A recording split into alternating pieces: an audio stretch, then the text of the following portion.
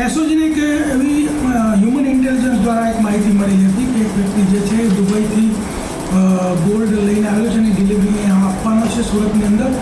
તો રેલવે સ્ટેશનથી એસઓજીની ટીમે ભાવિન કાતરિયા નામના વ્યક્તિને 240 ગ્રામ ગોલ્ડ સાથે પકડી લીધો, જેનો મુદ્દામાલ ટોટલ જે છે 27 લાખનો થાય છે. અને એને પૂછપરછ કરી કે ભાઈ તો આ જે માલ છે કોને આપવાનો હતો, તો તેને અહીંના જ એક સોની કે જેનું નામ છે અમિત જગદીશભાઈ સોની, એને એ માલ આપવાનો હતો, એટલે એનું વોન્ટેડમાં નામ છે.